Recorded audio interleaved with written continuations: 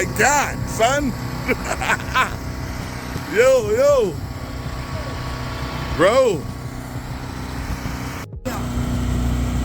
The brisket place come with too. Look at that. Look at that. So I have I have baked beans and Yes, coleslaw. indeed. Got that beef brisket. No, one with Yes, indeed. beans. Yeah, we got mac and cheese. We got the baked beans. We got some fresh cut pickles, sauce, and some beef brisket. Now, this is just the first half. So right now, I'm gonna start with the mac and cheese. See what that do.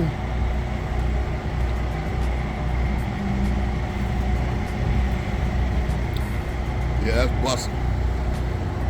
What I like about my mac and cheese at home, when I make for my clients, it's the same reason I like this mac and cheese. It has a pepper and garlic addition to it that turns it over to another level and increases that flavor in that cheese. It's a perfect amount of salt. It's not too salty. It's creamy. It's really good. My man Perm killed it. And this is why he's one of the dopest pit masters in America right now. This is why he's a grand champion. I'm telling you. You taste these baked beans. Yep. Baked beans on point too. So always hit the sides first, because you already know the real star of the show is about to be this brisket. So I like to try the brisket without the sauce first. See the test? Look at the bend test. You see that? Split across, holds up on his own weight, and it pulls apart perfectly.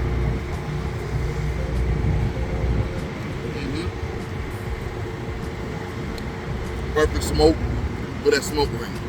Perfect smoke. Get a salt and pepper. Yeah. That's why you're grand champion pitmaster right here. Alright, what you doing, man? What we talking about, man? You had me come down to Nashville. I ain't want no other barbecue in Nashville but Zilla's. I wanted no barbecue. I was about to go to Martin's Barbecue, but I didn't make it over there. I was like, man, I just want your barbecue. Look, brisket is on point. I'm gonna do an interview with Herm as well, so we can talk and talk about his story and his connection with King for Charcoal and what he's done, what they've helped him do. Because I'm telling you right now, the brother got a story. He got a story, and the story shows in his food and how he came up and how he worked hard for it, just like yours truly. So we like that. We want to keep that going. The brisket's dope. Hey, look, man. Let's talk about it, man. All right, here we go. We'll see y'all soon. Let's go. All right, so he decided he was gonna one up the first batch of macaroni. So he one up it with the brisket mac and cheese. All right, so he said this was his right here. So let's keep it good. First off, I'll tell you that brisket is.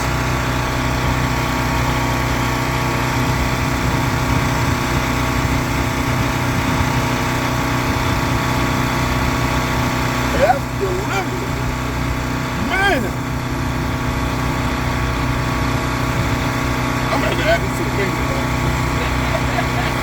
I ain't never tried. I did it at home on my own, like by myself. But I ain't never did it before. This is delicious. Oh, that's the one. That's the one. What you doing? Come on there and clean this up. What you doing? Clean this up. Sir. And hell is wrong too. Yeah, you got a lot to say. When we do our interview, you don't have a lot to say.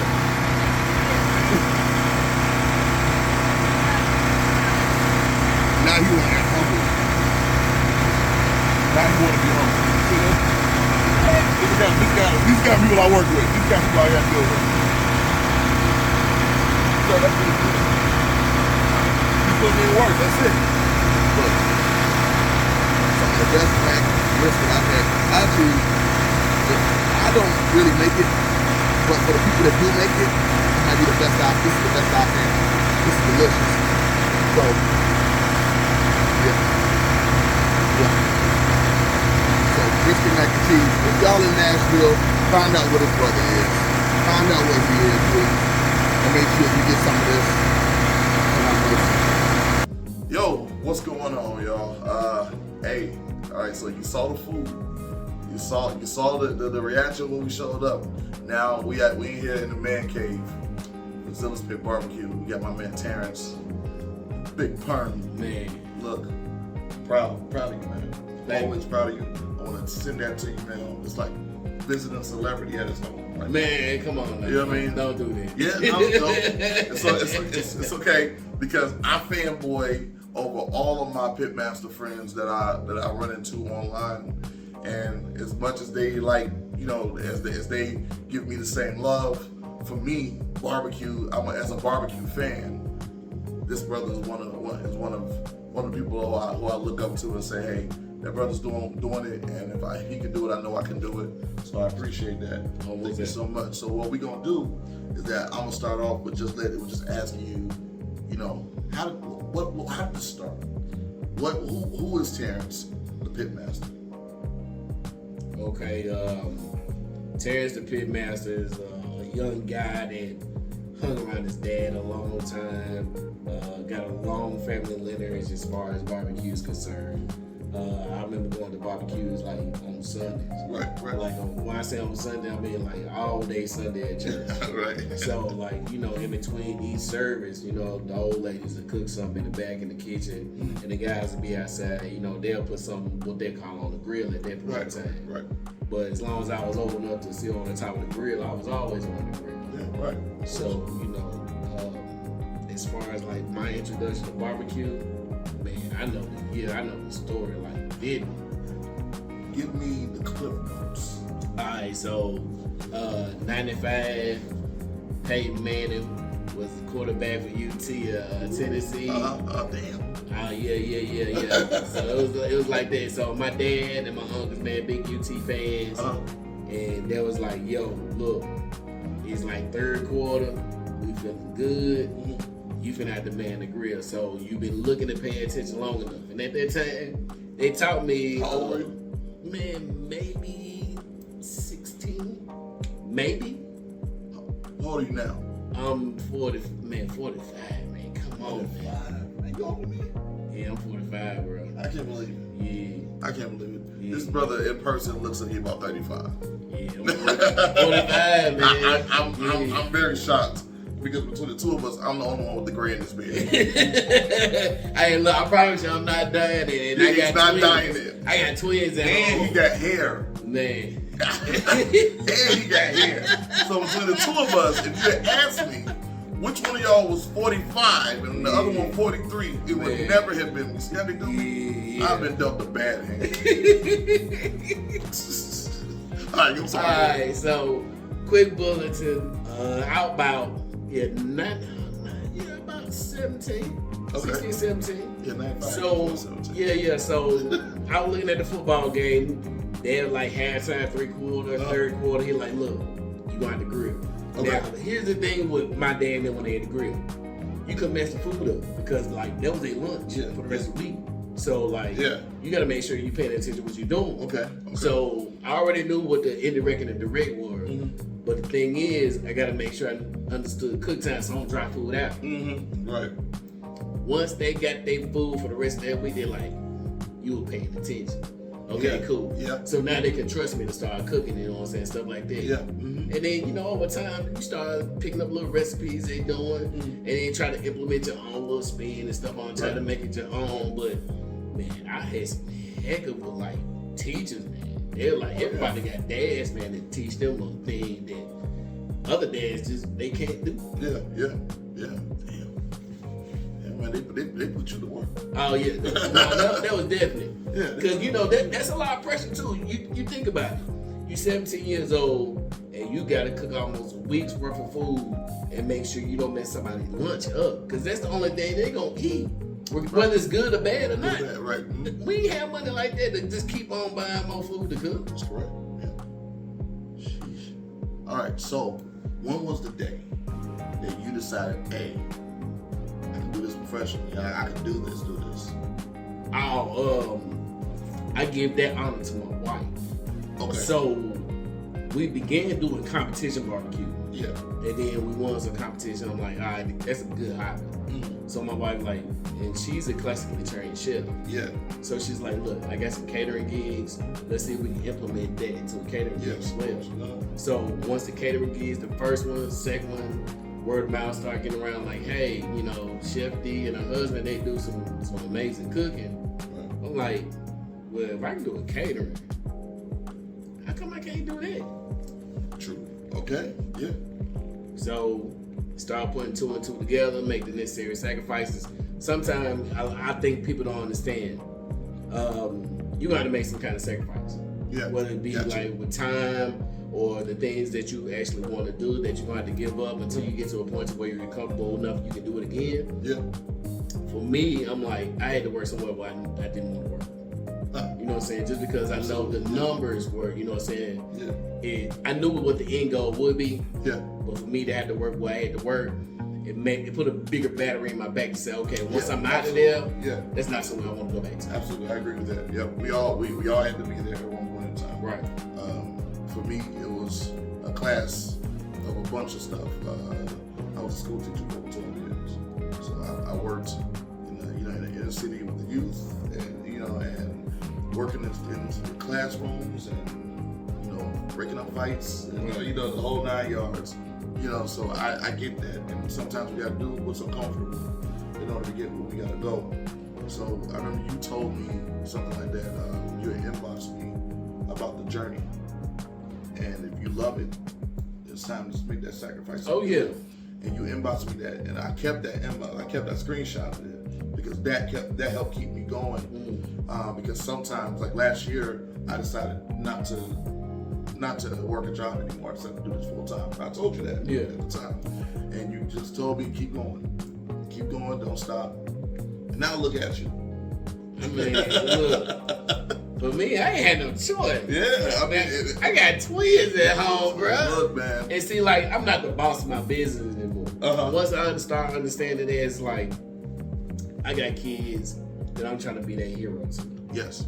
And then number two, I'm trying to set an example for those that want to see themselves on their own business. Absolutely, yeah. And get them to say, not saying, hey, why can't I do it? I want to tell them, like, why can't you not do it? Right. Yeah, give me a reason why you can't do it. Right. And then I can give you an opposite reason why you can't. The only reason people normally say or are reluctant to do anything is out of fear. It's all out of fear. It's all out of fear. And even at your darkest moment, if you don't take the opportunity to do it, then how would you know? Your fear could be that it fails. And it might fail. It's okay. But you did. You can't say you didn't try. I think failures are more of a linchpin for people than fears. Because you know the reason why, and here's why I say it. Yeah. A lot of people get judged by their fears. Or their failures. Right, failures, yeah. And then the thing is, the failure is the learning process. Thank you. Right. So a failure is simply a stepping stone. Yeah. So if you don't fail, how can you learn what works and what does not work for you? How do you know when you're losing? I mean, and then you get judged outside from somebody that's not going through the same process. That's correct. So they don't understand this is part of the process. Yep. You have to trust the process. And that's my thing. I'm like, it got to the point to where I'm like, I didn't care what somebody else thought. Yeah. As long as I know that what I'm trying to achieve is a long-term process and not something that's microwavable. Yeah, it's not something I know I'm not going to get overnight, but I'm on a process to be the best person I can be in this space as far as barbecue. Sure, what we building, right? That's right. Yeah. And a lot of people are like, man, I can see the growth. I'm like, if you can see the growth, everybody can't see your 10 steps. Yeah, that's right. I mean, I know people that's right next to me, they can't see, like, man, I couldn't see you here right now. They're like, man, I couldn't see you even owning the food truck. I couldn't see you where you are right now. But when the action start to manifest, I see where you go. Yeah, you're right. And you hear it all the time. It may not be meant for them to see. It's your vision. Right. But then your vision may be bigger than what anybody else can imagine of. And like, man, I didn't know that was possible. Well, you know what I'm saying? This is what I see that's possible for myself. That's right. But you know the sacrifice is going to have to come along with it. That's right. It has to. It has to. It's imperative. I agree. With that being said, I've followed your journey since learning about you during the Kings for Chargo Preserve the Pit fellowship. In 2021, I don't know if you know this, I was a recipient of the grant. 2021, it changed a lot. The grant itself changed my business, period. Like the moment the grant came, I put it right into the business and it changed everything. Right. You had the full ride. You were a part of the fellowship last year in 2022. And I watched your journey during the fellowship, during your fellowship moments. And that's how I found out about you. I want to know, because I know what it's done for me. I want to know, how has Kingsford changed what you've done, what you already had established? How has Kingsford added to that? It's more or less solidifying things that I've been mentioning to people and telling people that were possible. Yes. Through hard work and sacrifice. Right. Confirmation. Yeah. Yeah. Absolutely. Yeah. Because if I didn't make those steps to show that it was possible, Right. and then Kingsford acknowledging the hard work that I put in, Yep. they're not just gonna go out and just, you know what I'm saying, give it to anybody that's undeserved. Yeah. They're gonna do their due diligence and say, okay, he's out here, he's putting in the work. He's trying to build something that's not flash in the pan, that's gonna be sustainable, that's gonna be impactful. You know what I'm saying? Not only to be impactful on my family name, but to be impactful in my community as well. That's one of the sayings, you know what I'm saying, that I stand by. You know, it's good to benefit off your hard work. Yeah, absolutely. But let me ask you something. How you gonna help somebody that can't help themselves? Right, correct. Like an older, elderly individual that's handicapped, how can you help impact her to make her day or her week or whatever gonna be a little bit better? Right. And my way is through barbecue, you know what I'm saying? Financially being able to help other individuals, whether it be through money, food, or whatever it may be. Yes. They can say, hey, look, he did his part. Yep. Or he did the best that he could possibly do at that point in time. Right. You made a contribution. Well, in that time, you do what you can until you're able to have a certain amount of growth where you can Absolutely. be bigger and impactful. As long as you do it with good intentions, man. Come on, man. Yeah, absolutely. So it basically solidified what you already had. Absolutely. What you already, your foundation that you already had going. Yeah, and that's it. That was the goal. At the end of the day, I think that's what, for me, what Preserve the Pit stood for, was to build on what you already have built, and to give you some tools to kind of push you a little further. Oh yeah. And give you that nudge that you might not even have had if it didn't happen. The nudge would have came, but it wouldn't have came that, as quick as it did. You know what I mean? So I think that personally, that for you, it'll put more eyes on what you're building as well. Right. Because now that we're doing this here, so we got this here, right? This is gonna put more eyes on what we're trying to create in the industry, and in our communities as much as possible. So this is what we want to do. We want to push it out there. We want to get it out there and say, hey, I want to contribute. I'm not just out here cooking ribs. You know what I mean? So that's A lot of people didn't understand at one day in time that the small business owner of that community, they were way more impactful than a lot of people actually knew. absolutely. They were, the people, they got up super early, they fed people on a weekly and daily basis. But a lot of them paid for funerals. A lot of them paid for graduations, They didn't have stuff to get cap and gowns and stuff like that, ask for families. And help some people family if they didn't have enough money to get them to school and colleges and stuff. Donated to like Pop Warner football teams and stuff like that. Yeah. Facts. Yeah. So if you can be that kind of and put that type of impact in your community, man, if I can find it right now, I got a Pop Warner jersey from one of the local barbecue joints from me when I was playing for 5 years old. Wow. And she's still in business to this day. Wow.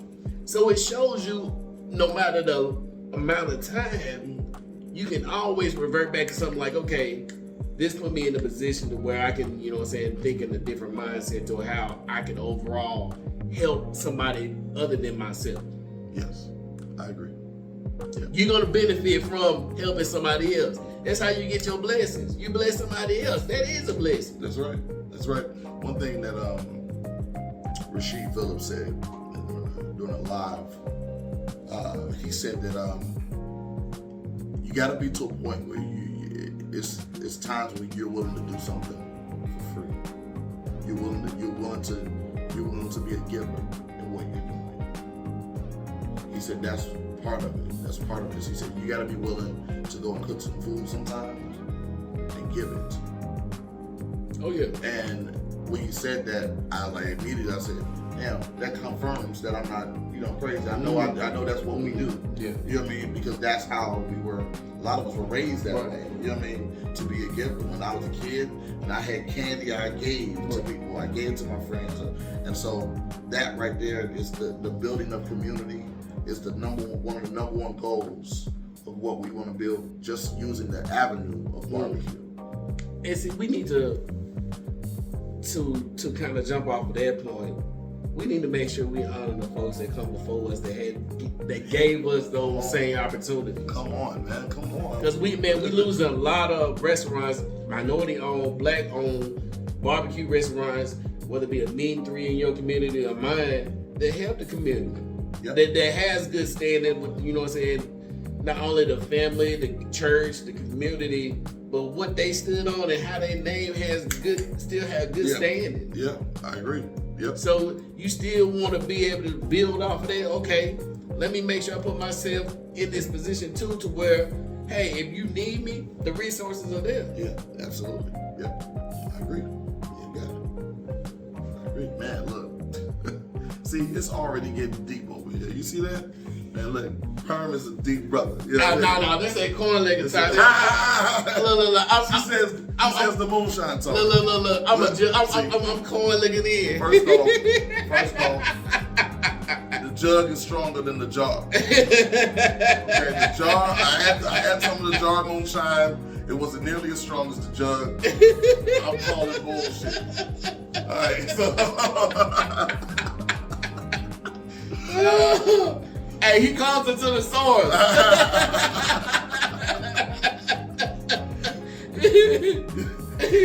So look. All right. So real quick, what's next, man? What's next for Zilla's Pit Barbecue? Number one, constant growth, sustainable growth. The end goal, the true end goal, is one brick and mortar for me. But let me say this right now. I don't know what God has in store for me. Indeed. He may say, hey, look, one brick and mortar ain't enough for you. Right. You know what I'm saying? You might need to go back home to West Tennessee and put a brick and mortar back home. Right. I'm in Middle Tennessee right now, so a brick and mortar here in Middle Tennessee, this would be the immediate goal. But that doesn't necessarily mean it's gonna be the long term, because I got family right now that, man, they back.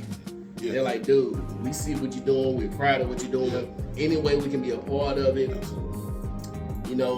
This is just my little branch of the family tree. Yeah. I got a beautiful family tree. Yeah, absolutely. And if I can dig them and put a nice little leaf on there that can cover my kids later on down the line. That's right. My family later on down the line, do what I can in barbecue and create a legacy of my own. Like, man, look, he was wonderful, man. He was one. He set himself in stone with his labor. Right. To show, like, hey, he was legitimately good. Yeah, I agree. Okay. Yeah. Brick and mortar. I flirted with that. I flirted with the concession trailer. But mine, like you, my goal was always a brick and mortar. One brick and mortar. Yeah. Is all I wanted. I didn't want nothing else. I just wanted to pump out good, like you said, good barbecue from one spot. You know what I mean? So I think that whatever your heart desires, God's gonna provide for that. So I think that just comes with it. And and so far, bro, you putting out good food. I mean, I'm Putting out trying. good food, man. I'm trying, man. I can't guarantee nothing. I'm trying my hardest. I promise you, I am. That I do You promise. saw earlier in the video, the man's threw food at a brother, and I'm still eating on the food. I couldn't eat all that food. I had just left Loveless. I was already full. I'm glad he stopped at Love. I'm glad he got an appetizer. But I still kept eating. By the way. I'm glad he got an appetizer. Right, that's the appetizer, the main course, because the brisket mac and cheese. Oh man, it's chef's kiss. So the brisket, amazing. So man, look, I appreciate you doing this with Most me. definitely. I'm having a great time in Nashville, so thank you for your Southern hospitality service. Absolutely. Everybody's very nice in Nashville for some reason. I didn't even know that. But it's not like I'm used to Chicago. I love Chicago. You guys are great. You guys are great. People already ask me, "You coming down here?" No, I'm not coming down here. I'm not coming down here with this brother right down here. I'm gonna stay away and let my mans handle it. So thank you, sir. I appreciate you. Thank you for inviting me to the man cave. Oh man, absolutely. Those of you who, if you know him and you come visit him and he invites you to the man cave, this is an experience. I'm not gonna do no tour because ain't nobody's business. But this is an experience. Alright? Hey, it's invite only. Invite only. Invite only. That it is. It's invite only. That's invite only. Next time I come, I gotta bring him something. So I can't come empty handed. But this is amazing. I ain't got no cup on me, and I gotta drive back to the hotel, so I'm not about to be sitting here messing with you. Hey man, look, he got a jug you gotta take home. Well, he got a partial jug. That shit ain't making it on the plane. Hey, he got the sauce, man. I can't carry that on the plane. Hey, we gonna knock it down a couple ounces. See? Put it on his carry-on. No, not his carry-on, his check bag. They gonna check his bag. He may not make it out of Tennessee. When that boy ain't making it out, boy, that boy got jet fuel in this jug. Hell. Hey, well, that passenger's 57. Hey, this is all Loc-Q-tion with Chef Daniel, Pitmaster Daniel Hammond. I got the man, Big Perm, Pitmaster Terrance. Look, we love y'all. Thank you. Thank you for doing all Loc-Q-tion with me, man. Absolutely. Appreciate it. Absolutely. I'm gonna holler at y'all later.